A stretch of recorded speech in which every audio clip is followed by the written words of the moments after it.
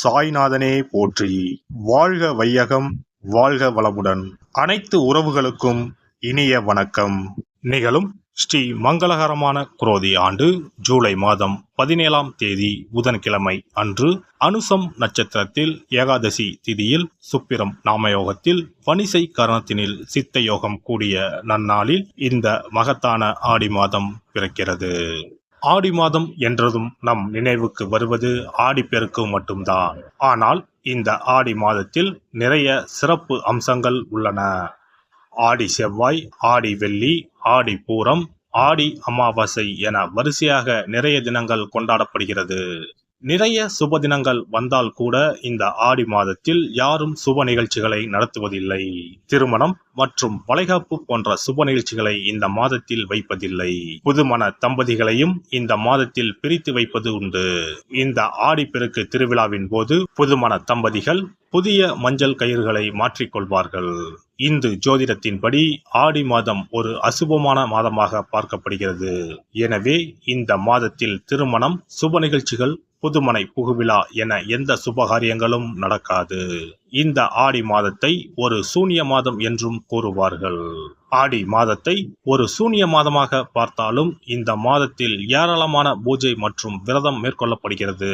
இந்த மாதத்தில்தான் சக்தி தேவிகளையும் பைரவர், வாராகி, நரசிம்மர், மகிஷாசுர மர்த்தினி, துர்க்கையம்மன் போன்றோர்களை பக்தர்கள் மறக்காமல் வழிபடுகின்றனர். எனவே ஆடி மாதத்தில் நிறைய சிறப்பம்சங்களும் இருக்கத்தான் செய்கின்றன.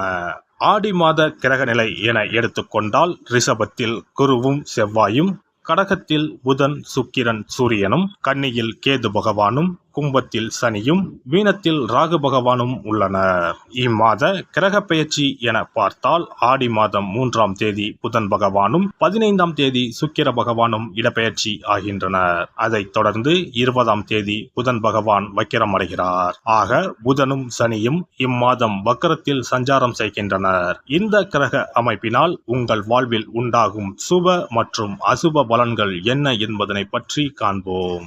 மற்றவர்களுக்கு பிடித்தாலும் பிடிக்காவிட்டாலும் தான் சொல்வதுதான் சரி என்று உறுதியாக கூறும் மீனராசி அன்பர்களே, இந்த மாதம் மனோதிடம் அதிகரிக்கும்.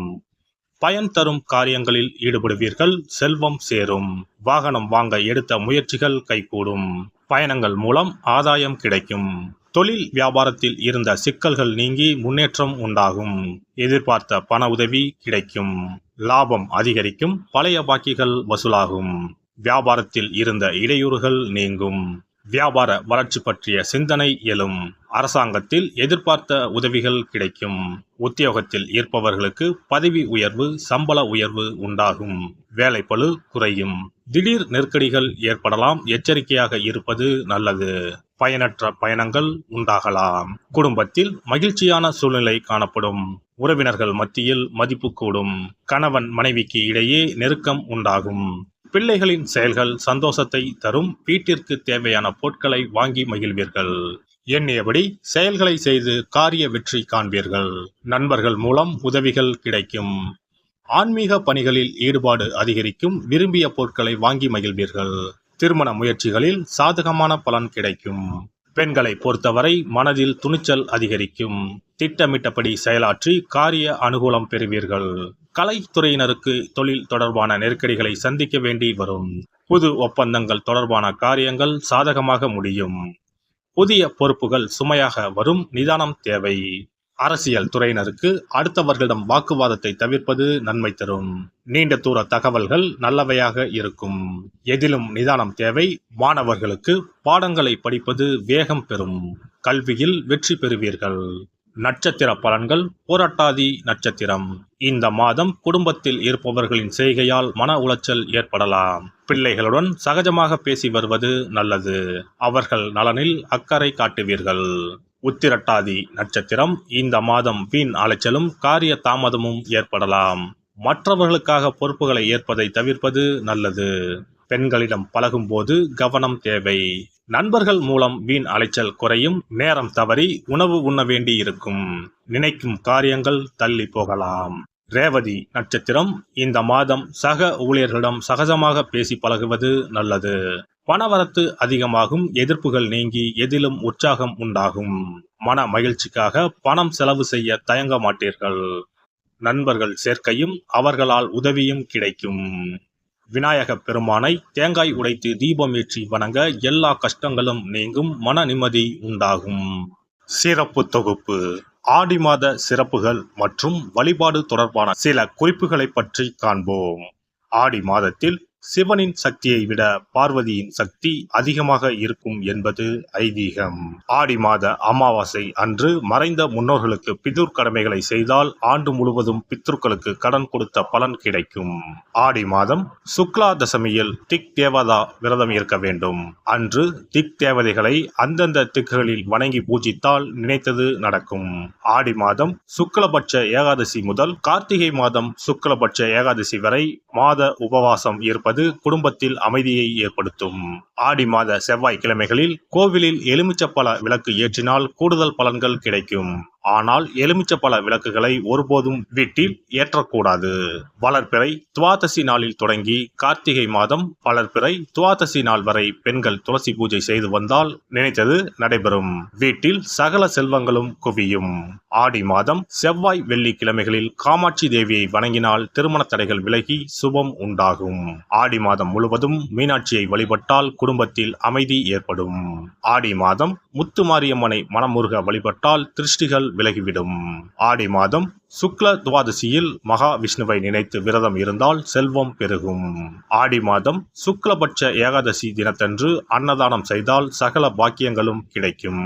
இம்மாதம் ஏகாதசி துவாதசி நாட்களில் அரச மரத்தை சுற்றி வந்து வழிபட்டால் வாழ்வில் மகிழ்ச்சி உண்டாகும்.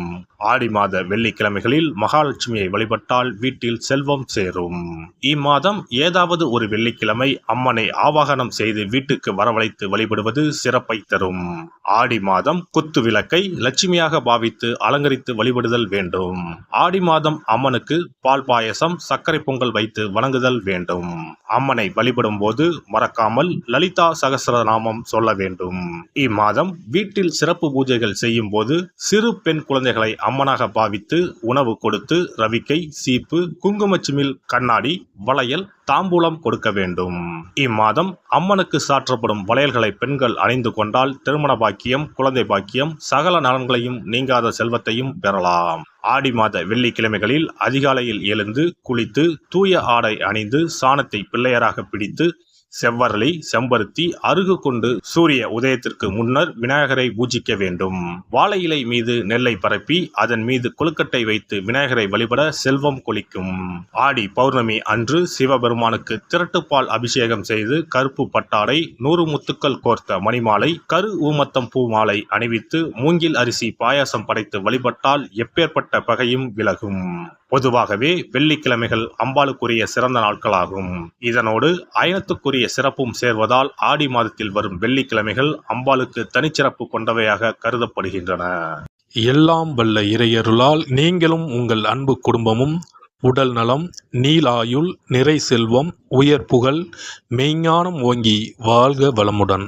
இந்த வீடியோ பதிவு உங்களுக்கு பிடித்திருந்தால் லைக் பண்ணுங்க, கமெண்ட் பண்ணுங்க, ஷேர் பண்ணுங்க, மறக்காம சப்ஸ்கிரைப் பண்ணுங்க, பக்கத்துல இருக்கிற பெல் பட்டனை கிளிக் பண்ணுங்க. நன்றி, வணக்கம். ஓம் நமச்சிவாய. சிவாய நம.